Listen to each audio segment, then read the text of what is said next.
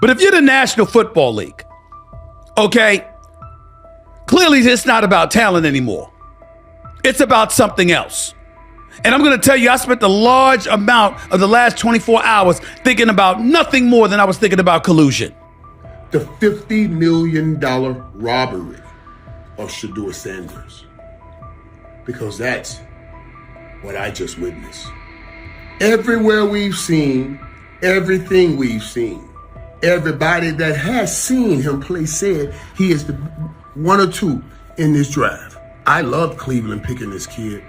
The NFL draft is usually a time of celebration, a moment when dreams come true and talent gets recognized. But in the spring of 2025, that dream took a sharp turn for Shedeur Sanders. Instead of a milestone, it became a nightmare. One that might lead to one of the biggest lawsuits the NFL has faced in years. Shedeur, the Colorado Buffaloes quarterback and son of Hall of Famer Deion Sanders, was once expected to be a top 10 draft pick. But instead, he slid all the way down to the 5th round, pick number 144, by the Cleveland Browns. Now, quiet speculation has grown into loud conversations. Reports say the Sanders family is getting ready to take legal action against the NFL and several team owners, accusing them of collusion, defamation, and causing long-term financial harm. And the more you look into it, the more complicated it seems. From the outside, Shedeur's sudden drop in the draft doesn't add up. What we're looking at is a convergence of a lot of history falling into one weekend. There's a history of the NFL and their ideas about protecting the shield and what they feel like. There's histories of the Sanders, history of the quarterback, which makes this really complicated and pretty much impossible to find one specific answer about why Sanders fell. He was probably already a fringe first-round pick, so some of the mock drafts were wrong. There's probably some owners out there who wanted to humble him and Sanders, and then there's just the talent that was there. So I'm not, it's okay, I think, to say we don't know what the specific answer is. What I do know, though, and I know it's maybe a little bit of a tangent, but I feel like it's important to say, I want to say this to folks on the internet and folks who are paying attention. This is not the Colin Kaepernick situation. This is important to know. Colin Kaepernick was absolutely blackballed from the league for standing up for folks' rights. This is not what Shedeur Sanders went to. He was embarrassed for 48 hours in the draft, and he ended up going to a Browns team where he still could possibly be a starter on that team because they managed to have half of Wu-Tang Clan's worth of bad quarterbacks, and he can still work his way up to a starter. So this is not the same situation. His career can still end up being okay. Shedeur Sanders led the entire NCAA in completion percentage with an impressive 74.1%, broke several school records, and was right at the center of what many called the most talked about college football storyline in the last 20 years. With months of hype suggesting he wouldn't fall past the early second round, the expectation was clear. But instead, he had to sit through 3 painfully long days. Then came pick number 144, a moment that quickly went viral for all the wrong reasons. The cameras at his private draft party cut away. The champagne never even got opened. The room went completely silent. Deion Sanders didn't hold back afterward. According to those close to him, he was furious, allegedly saying, "This league just blackballed my son." At first, it sounded like a heartbroken father speaking out, but not long after, the leak started. Because how in the hell does 32 teams in the National Football League pass on a quarterback that was universally recognized one of the top 3 quarterbacks in the country entering this draft, and 32 teams passed on him? Not once, not twice, not 3 times, but 4 different times they passed on him. How the hell does that happen? 4 rounds. It doesn't happen to a quarterback. We've never seen anything like this before. We've seen guys drop because of injuries. We've seen guys drop because of off-field issues, but we've never seen a quarterback projected to be a top 20 pick, universally recognized one of the top 3 quarterbacks in the draft, projected to be a first rounder, in all likelihood a safe bet of a late first rounder, and drop literally to the 5th round. We haven't seen anything like that. So a lot of times when you go to these combine meetings, teams give you things to challenge you. Teams will have a player's worst plays ready for him, and they'll show him his worst plays and say, "Hey, why don't you explain them?" And Shedeur apparently didn't take to it well. And at one point, one of the few teams that actually was interested in him said, well, what do you make of this really bad play? And Shedeur said, maybe I'm not the guy for you. That's not the answer. Another moment. What they do during the film and the combine and the meetings is teams will install mistakes intentionally planted in the install, and they want you to catch them. Shedeur didn't, and when a coach called him out, once again, it didn't sit well. It's like, bro, there's not many teams needing quarterbacks, especially since Pittsburgh appears to have a deal with Aaron Rodgers and Tennessee's getting Cam Ward. So you're down to the Giants, who were not interested at all, and Cleveland, who traded out of that 2 spot because clearly they were looking for next year's class like the Rams are. Based on internal messages uncovered by a private investigator working with Shedeur Sanders' legal team, messages that haven't been made public yet but are currently being looked into by several independent news outlets, it looks like a few NFL team owners may have raised red flags about the media frenzy and the branding baggage tied to Shedeur. Even more concerning, there are reported claims that some team ownership groups were having behind-the-scenes talks, quietly advising each other to steer clear of drafting Shedeur unless they absolutely had no choice. People close to the Sanders camp say these private conversations even mentioned things Deion said back during Super Bowl week. Those blunt interviews where Coach Prime made it clear they would call the shots and wouldn't play for certain teams. Basically, they were following the same playbook Eli Manning used. Will you step in Eli Manning like, Deion Sanders like, to the point where like you told him, hey man, I ain't taking that psych test with the Giants. I followed you after that. I said I wasn't taking it either. Will you step in and do some of that if it's the wrong organization and say he ain't going there? Yeah, but I'm not going to do it publicly. I'll do it privately. This time around, though, the league supposedly answered with a wall of silence and behind-the-scenes sabotage. According to insiders, the upcoming lawsuit is expected to claim that the NFL worked together to hurt Shedeur's draft stock, not because of his skills, but because of how things looked in the media, internal politics, and bruised egos. If they played the cards and picked him up in the 5th round, but I surely would like to know how they knew he would still be there in the 5th round. I've been on that stage for years and years and years. I've never seen them position the cameras in position, give forewarning about who's about to be drafted. I wonder if Cleveland got a call from somebody in the NFL saying, we got to draft this kid. You just robbed this young man of $50 million. And it wasn't on his playing ability. Wow.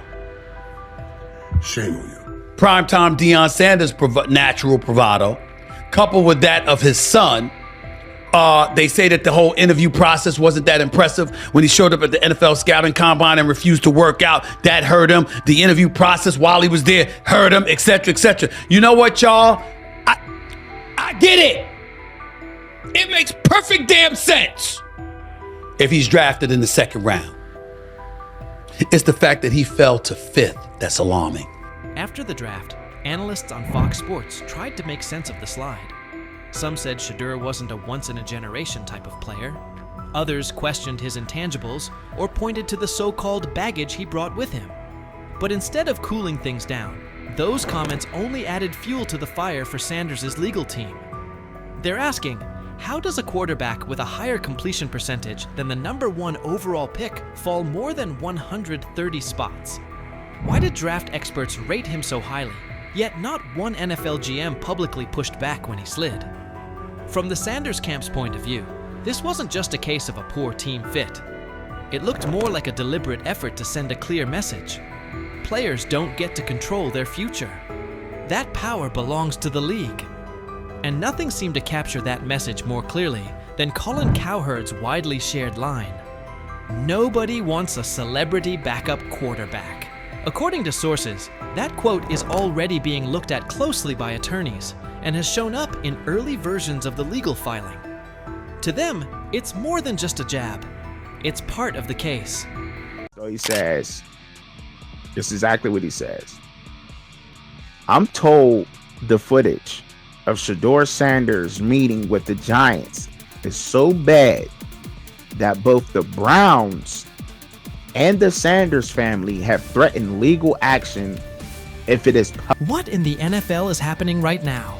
The New York Giants just leaked a draft interview recording with Shedeur Sanders, and fans are completely freaking out. Did Shedeur take some shots? Did the Giants forget what the word confidential means? Or did someone accidentally hit reply all on something that was supposed to stay locked away?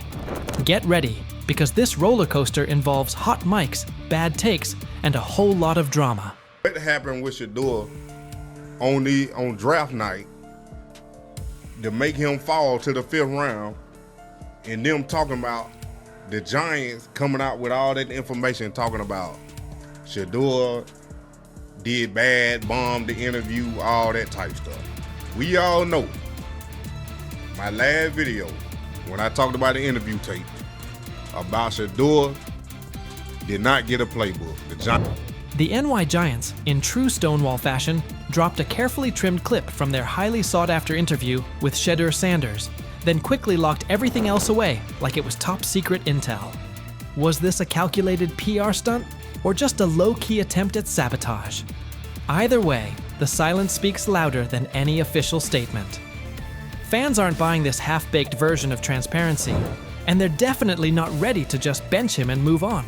Instead, they're demanding answers, calling out the organization for what feels like a planned smear job. One thing's for sure, the hate is loud, but Shedeur's supporters are even louder.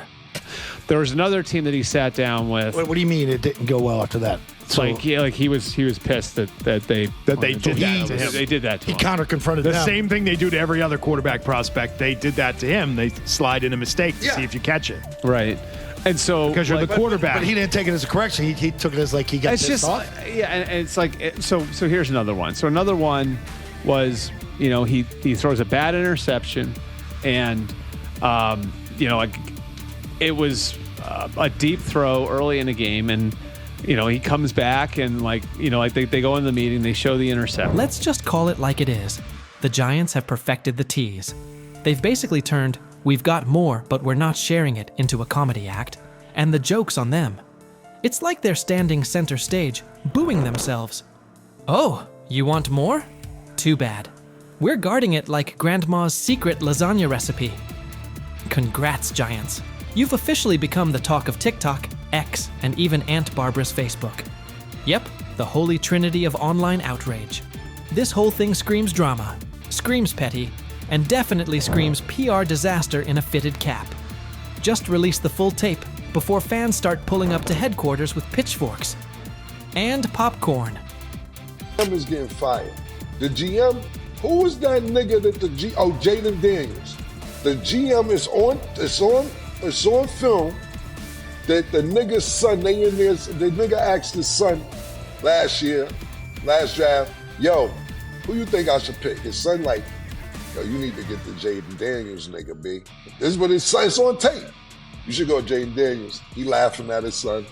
And all right, cool, get Jaden Daniels. I don't even know how that tape got out. I wouldn't have let the shit get out personally. Meanwhile, Shedeur, the latest poster boy for maybe the Giants don't like talent unless it's dressed in blue and red confetti, is soaking it all in like it's just another day at practice. And here's the best part of the irony. The Giants tried to label him as all hype, no substance, a paper tiger. But instead, they accidentally turned him into the hottest name being mentioned by every sports analyst out there. They tried to bury the story, but somehow ended up stamping it in bold. It's the classic case of ignoring a trending conversation for so long that sure, people get annoyed, but at the same time, they keep your name alive better than your own PR team ever could. It's funny. New York Giants, where these tapes at? You hear me? Because if Shedeur Sanders was so unprofessional, y'all would have leaked the tapes for the whole world could see, right? Cause understand, it's a lot of he say, she say. But one thing I do know, as a young black man growing up in this world, being straightforward and not sugarcoat anything. Oh, this narrative is pure gold. Giants PR completely skipped subtlety and went straight to the "We don't like his dad" playbook. A move so awkward, it's like trying to dunk and ending up in a kiddie pool. You can almost picture them brainstorming it. Yeah, we're just not fans of QB families that aren't ours. Because nothing screams professionalism quite like having zero self-awareness. And the fan reactions? Absolutely priceless. That one little clip was all it took to set the internet on fire. Keyboards everywhere started lighting up. People are asking, why hide the good stuff? What are you trying to cover up? If there's really nothing to hide, why not just drop the full thing? And spoiler alert, they weren't whispering. Social media exploded faster than a New York City grill on Memorial Day weekend. Them out. Another moment. What they do during the film and the combine and the meetings is teams will install mistakes intentionally planted in the install, and they want you to catch them. Shedeur didn't, and when a coach called him out, once again, it didn't sit well. It's like, bro, there's not many teams needing quarterbacks, especially since Pittsburgh appears to have a deal with Aaron Rodgers and Tennessee's getting Cam Ward. So you're down to the Giants, who are not in. And that brings us to the next tasty slice of irony. By refusing to release the full interview, the New York Giants probably thought they were hurting Shedeur Sanders' image. But instead, they ended up throwing gasoline on the hype train. Rather than shutting things down, they made him look like the kid who grabbed the last cookie and somehow got blamed for taking the whole jar. Only difference? This kid's got cameras on him 24/7, and he's handling the heat like a seasoned pro. Now, every move he makes is being broken down, every throw studied like it's a presidential debate. Fans are calling it what it is. They've lied on Shedeur. Some say the Giants just don't like his dad. And honestly, that might be true. Maybe this whole thing was just a cheap shot at Deion Sanders by extension. But here's the plot twist. The harder they try to drag him down, the more interesting his story gets. The Giants accidentally turned Shedeur into a walking headline, a controversy in cleats. They tried planting doubt, but all they really did was create buzz. He's no longer just a top draft pick. He's now a symbol of resilience, a narrative goldmine, and living proof that real talent doesn't fold under pressure. It levels up. And at this point, even if the Giants wanted to, there's no turning off the spotlight. Okay, so probably the most fun yet the most difficult thing I cover and we cover all year long is not games. It's the NFL draft. Because I've said this many times, you get lied to for a month to 2 months up to it. And so often during the draft, and every few drafts, there's a guy that really falls, precipitously falls. This year it was Shedeur Sanders, it's been Aaron Rodgers, it's been Dan Marino. Every few years somebody falls a lot. And so, but those stories don't come out until like the fall and after. Let's not overlook the fact that the hate is so strong, you could bottle it up and sell it as radioactive cologne. You can practically watch it leaking out of Giants HQ like toxic sludge straight out of a bad superhero origin story. But here's the twist. Maybe that's their superpower. Maybe the New York Giants really believe they're cooking up some secret formula, a cocktail of manipulation and media spin. But here's the thing. Every bit of shade they throw at Shedeur Sanders only makes his story bigger. Every time they try to box him in as some overhyped diva or question his character, they accidentally hand him another viral moment. And now, he's the underdog hero rising through the smoke. Let's be real. This isn't just about football anymore. This is about narratives, control, and how the establishment absolutely loses it when they're no longer holding the pen. And the real kicker? They still won't release the full interview. You've got NFL fans, media heads, and entire Reddit threads all chanting, "Drop the tape." Like it's some long-lost Beatles album. Meanwhile, the Giants are just sitting there, staring into the void like nobody saw this mess coming.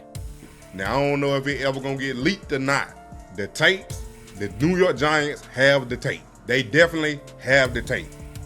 It's confirmation that they have the tape. Shedeur didn't do nothing. It's what they saying he did. I'm gonna tell you what these mixed reactions right here. So we already know about the New York Giants. But the Pittsburgh Steelers head coach Mike Tomlin reported Miles Sanders' talent, but hesitated to draft him due to previous challenges with quarterbacks like Russell Wilson and Justin Fields, leading to more cautious approach. Las Vegas Raiders. Sanders met with Raiders at the NFL Scouting Combine and expressed enthusiasm about potentially joining the team. His familiarity with the West Coast offense and quick release was noted positive, though concerns about his ceiling. An opportunity now in Cleveland with a quarterback situation that, honestly, he can come out of and win the job. I think he'll do well. I really do. I think the kid works really hard. I think he loves the game of ball. And when it comes down to it, if you have a guy like that loves the game, obviously growing up around it his whole life, I think he'll be successful. He has a tremendous luxury to change plays at the line of scrimmage and what he sees. But you got to take into account that this kid has started every game in his high school career. This kid has started every game in his college career but one. He's seen a lot of football. So it's not too many complex defenses that you could throw at him that he hadn't seen. He's seen all of them. What happened behind the scenes in Miami last week left NFL scouts, general managers, and team owners completely shocked. Shedeur Sanders put on a performance that was so sharp, so precise, that even the most experienced talent evaluators, people who've been doing this for decades, are now second-guessing everything they thought they knew about quarterback play. The buzz started quietly on Tuesday. By Friday, it was all anyone in football circles could talk about. And now it makes total sense why Deion Sanders has been so confident about his son's NFL future. What you're about to hear could seriously shift the way you see the 2025 NFL Draft. But before getting into the details of that private session, take a second to think about this. How many times have we seen quarterbacks hyped up only to fall apart under real pressure? How often do college stars shine in the NCAA but fold when they step into the NFL's high-stakes environment? The league's history is full of QBs who looked unstoppable in college but couldn't cut it at the next level. That's exactly why what Shedeur did last week is so unbelievable. This wasn't a flashy highlight reel against weak college defenses. It wasn't a carefully edited clip designed to go viral. This was a real, high-stakes NFL-style workout, with all the pressure you can imagine. Here's what we know. About 3 weeks ago, word started to get around that Shedeur had scheduled a private workout in Miami. But this wasn't just any workout. It took place at a top-tier training facility, the kind of place where legends like Tom Brady and Aaron Rodgers go during the offseason to sharpen their skills. It's a spot known for its privacy and intensity, far away from media noise. But here's where things got really serious. Shedeur didn't just bring in a few position coaches or local scouts. He invited the big names, the harshest critics. These were evaluators who don't get impressed by flashy stats or famous families. Think former NFL defensive coordinators who've built entire careers on shutting down elite QBs. Think scouts who've analyzed everyone from Peyton Manning to Patrick Mahomes. And they all showed up, every one of them. Inside the facility, the vibe was intense. 15 NFL decision makers, execs, scouts, and coaches were spread across the field. Clipboards out, stopwatches ticking, no smiles, no reactions. Just stone-faced pros who don't hand out compliments lightly. Then Shedeur walked onto the field. No hype, no background music, no cameras trying to catch a viral moment. Just him, carrying the weight of his family name and the hopes of Colorado fans everywhere. The place went silent, and what followed? That's when everything changed.